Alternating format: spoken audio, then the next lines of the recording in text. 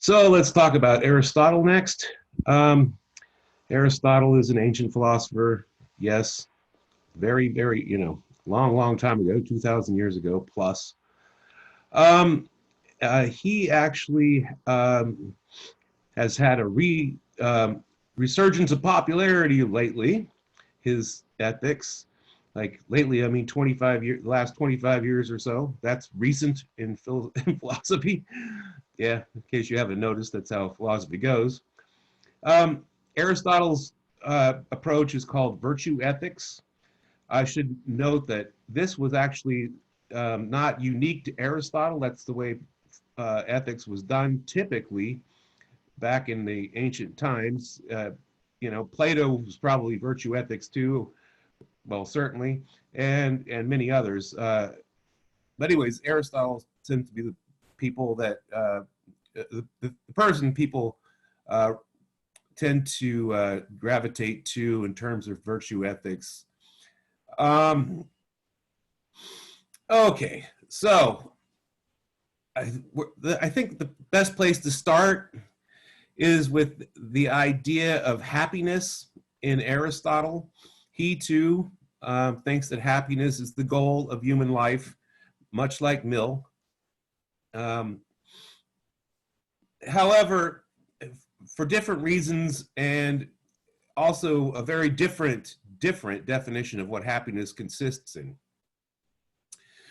So Aristotle was really into means and ends, and you've seen this before. But for Aristotle, he thought everything in the universe, everything was trying to achieve some goal or some purpose, some end. I mean, it, to the point of absurdity. Like he actually said, a rock wants to go down. Everything wants something. Everything wants to achieve some goal.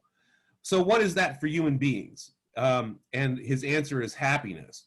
That's okay. So that's how this comes up. What is the end for the sake of which we act? What is the function of human beings? You'll see these kinds of phrases in here. That's because he thinks that we should guide ethics towards this primary end or purpose of human life. So that's happiness. That's the way generally translated. The Greek word is eudaimonia, and it does not mean happiness in English. Well, it kind of does, but not. It kind of doesn't. Okay, so let me explain this. Eudaimonia. Look, a lot of people don't like to even translate it that way. Let's put that out there. People that do virtue ethics, a lot of them like human flourishing, living well, think those kinds of phrases rather than happiness, because happiness is kind of an emotional thing. I'm happy because I've got a new car or something. Not that kind of happiness. Eudaimonia is like just doing well overall, having a good life generally. And it does make sense in English to say I'm having a happy life. Generally speaking, yes, that kind of happiness. Just to, I cut out I didn't have assign you a few pages of the reading, but there was like several pages in the reading where Aristotle is trying to decide whether or not your happiness can be affected after you're dead. What? Well, because did you live a good life has to do with your reputation even, and maybe that might change after you die. So we're talking about like in the long run, like really your entire life. He says you can't measure whether someone's happy or not until after they die, because it's on a very long continuum here. It is not a passing like emotional thing at all. So eudaimonia is and happiness is a very different concept than it is in Mill. So just make that clear. Another thing I really want to point out here is that virtue ethics approach is much different than the other philosophies like Mill and Kant, because it's not about rules about measuring whether an action is correct or incorrect in a particular case. What you do in virtue ethics is you form yourself into the right kind of character. That is, you have the right character, and you become a good person, a virtuous person, a good person.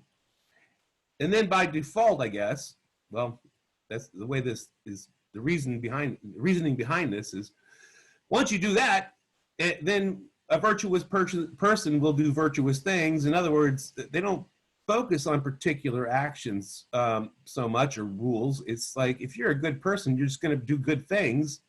So let's look at what it means to be a good person generally.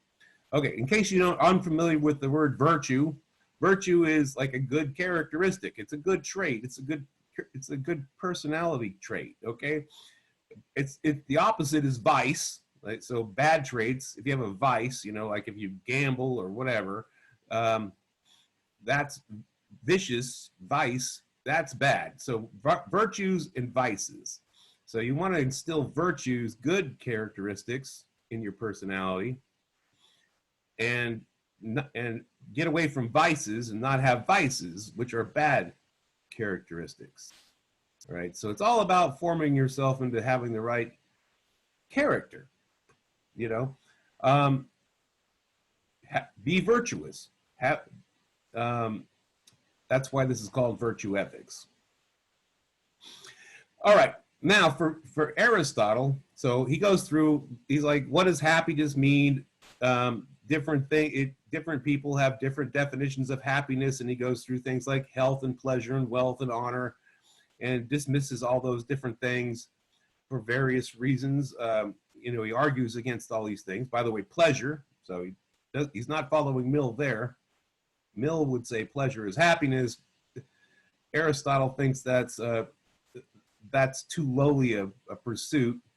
That's the common person's view of happiness, and it can't be regarded that highly, because he just is very dismissive of this. Honor he actually takes more seriously, but he thinks that's not a good idea, because honor is bestowed upon you by others, and it would seem like that would not be a good source of happiness if you had to rely on other people to give it to you. Anyway, he goes through the different ideas of what happiness might consist in. Knowledge is what he thinks is the most important element of happiness for eudaimonia. All right. All right. So that's all the notes I have. Okay. So let's look at the. My notes got cut off a little bit. That's all right. Let me just explain. So he divides virtues. So in order to achieve happiness, you need to be virtuous. You need to have virtues. He divides virtues into two types. And the two types are moral virtues and contemplative virtues. Okay.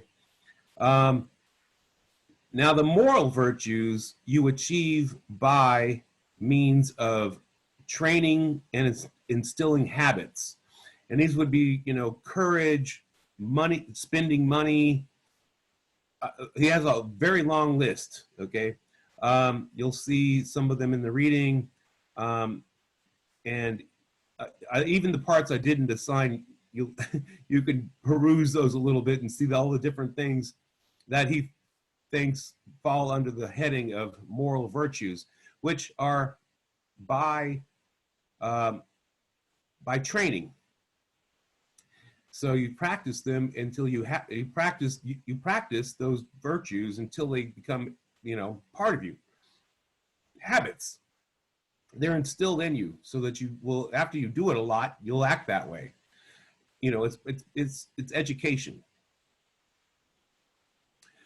Now the key to understanding what is the correct moral virtue is what he calls the golden mean. Okay, well, not actually, he doesn't call it that. Everybody else calls it the golden mean. He does say the mean. He says the mean.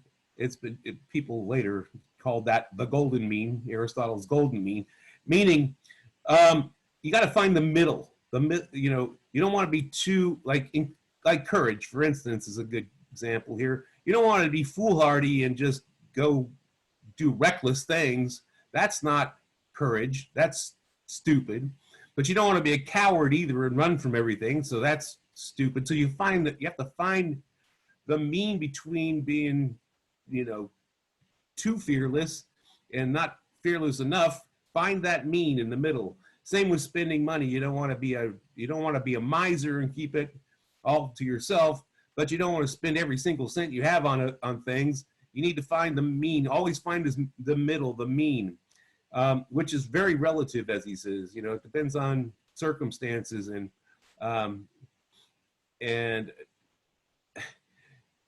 he's not very specific about this, by the way. When you read this, it's like in the right place at the right time with the right people. Yeah. Okay, whatever. He kind of leaves it up to you to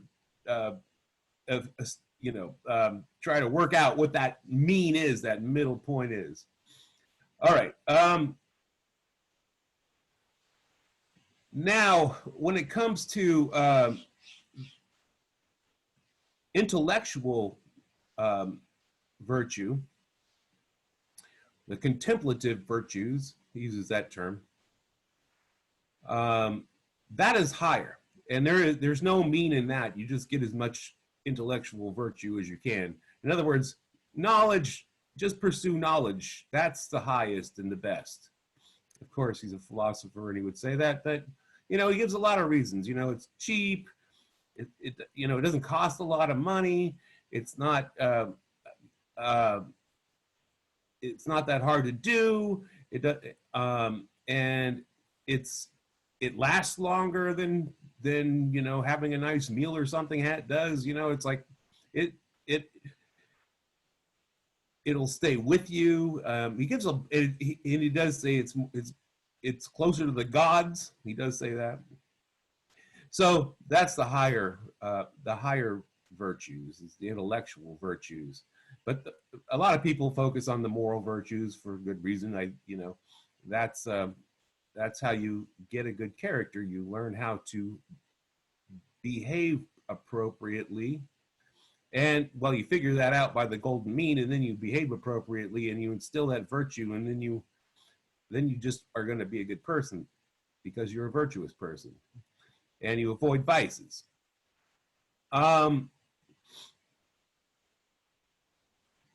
So a happy person lives well and does well and has a good life, right? Happy person lives well and does well and has a good life. Oh, one thing I want to mention, don't want to forget to mention this. The translation that I've given you in the readings has the word excellence all over the place. And this is, you know, the word in Greek is arete, A-R-E-T-E, arete, and arete could mean excellence. Most translators translate that word as virtue. So when you see the word excellence, think virtue. I mean, I'm sorry, that's the translation. That's the one I found. It was very hard to find that one. But arete could mean excellence, but it could mean, but you could translate that as virtue. Most people do. This translator does not. It's the same thing. I mean, in ancient Greek, in the context of what Aristotle's talking about, excellence is virtue, okay, in this reading. So when you come across that word, just kind of try to make that click. That's virtue he's talking about there, okay? Okay, I think that is a pretty good synopsis of Aristotle's views. We'll talk about the next philosopher soon.